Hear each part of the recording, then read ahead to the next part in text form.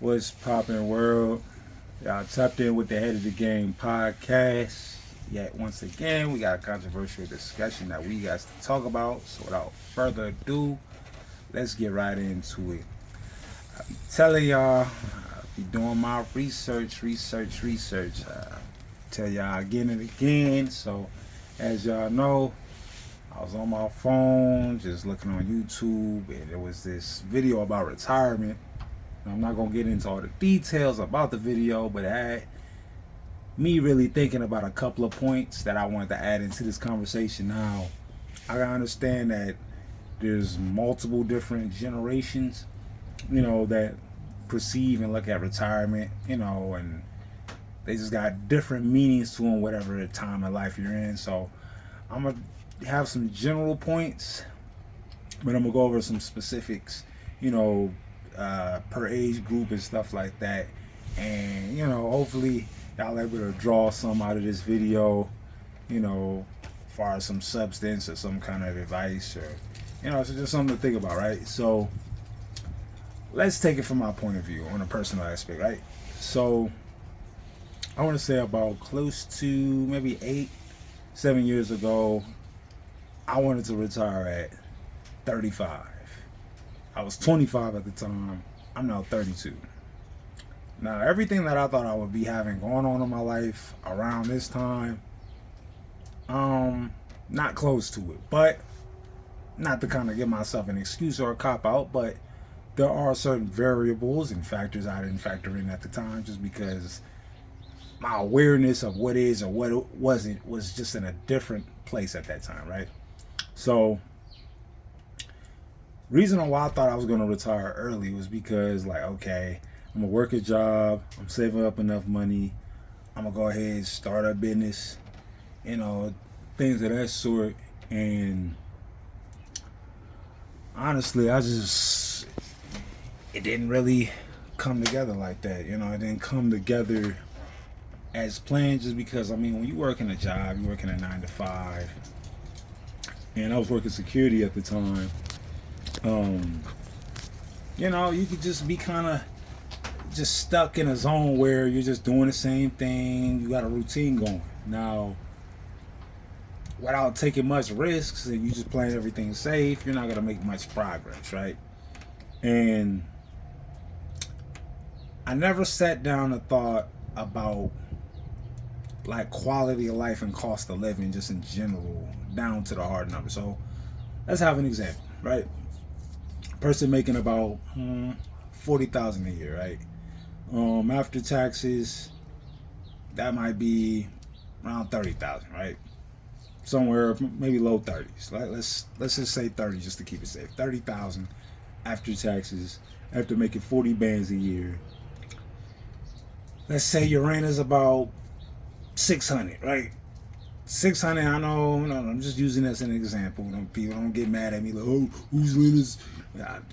I'm just using it as an example, just to give y'all context on just how everybody living on a day to day. So 600, and there's 12 months out of a year, so 12 times 6, that's 72. So we got 7,200, right?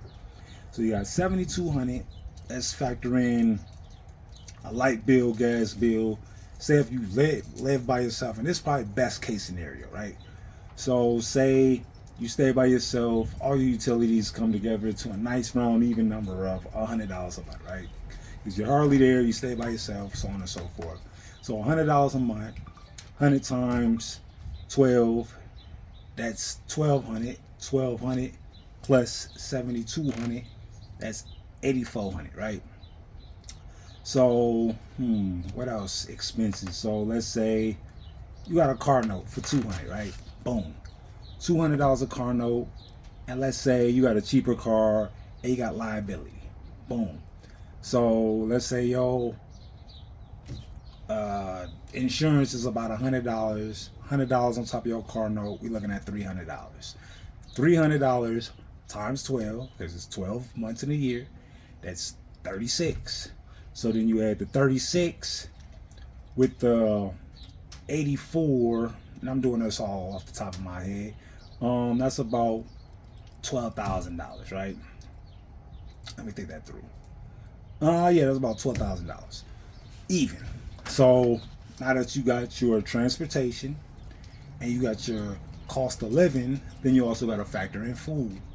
Let's say you eat out every now and again. You're not a person that cooks that often, and let's say your monthly food budget is up to $300, right?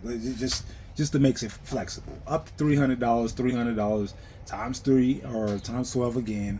That's 12.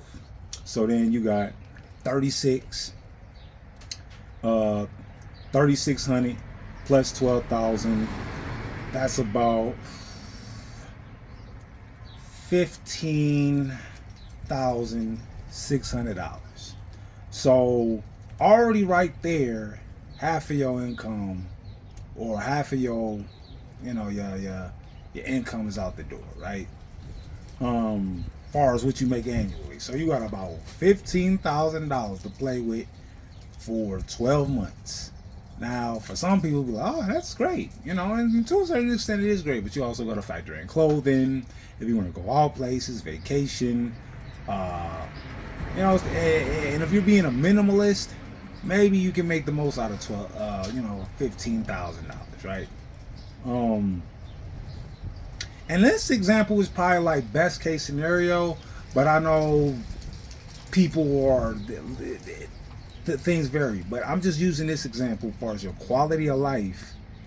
And let's say you want to plan for retirement and you want to put about $5,000 in savings a year, and we're just talking about on the high side. You want to put $5,000 in cash away every year.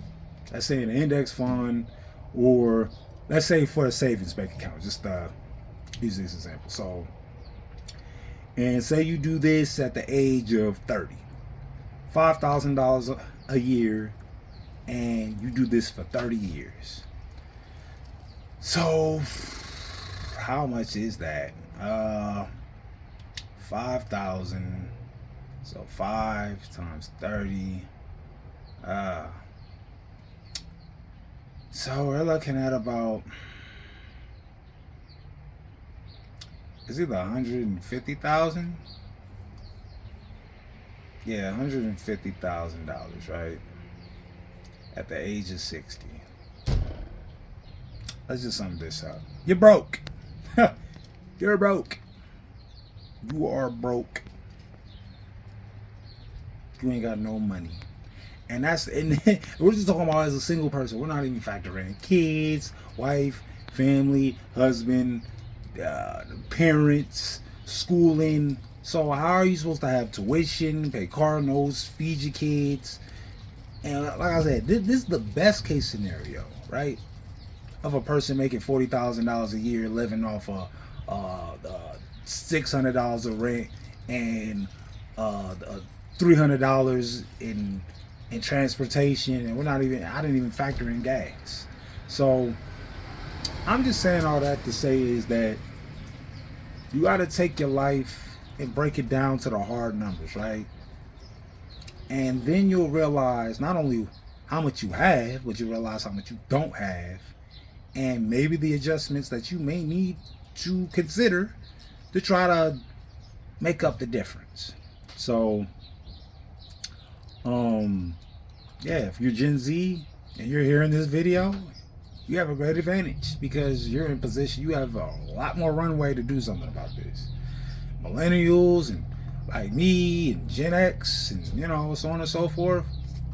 I mean, you got to make the most of what it is. Like if you want to put it in a basketball season context, it's just like all the Gen Z, they still in the they in the preseason or the regular season. The Gen X and millennials, we's like in the play-in or the first round. And if you're Gen X or baby boomer, you're heading towards the conference finals or maybe the finals. Where it's the final stretch of how you're about to live that second or third half of your life, or second half or third quarter of your life, or fourth quarter, however you want to play. But this is just things to think about, man. You know, you got to sit up there and break your expenses down to the hard numbers, and then and only then you'll be able to have an idea what your budget is going to be like. And honestly, I ain't got the answers. You know, I got ideas, but sometimes ideas don't translate into answers just because it's just person by person basis. So that being said, comment, like, subscribe. Probably might do a follow-up video on this. But that being said, I'm gonna get back to work. More videos on the way. I'm gonna try to.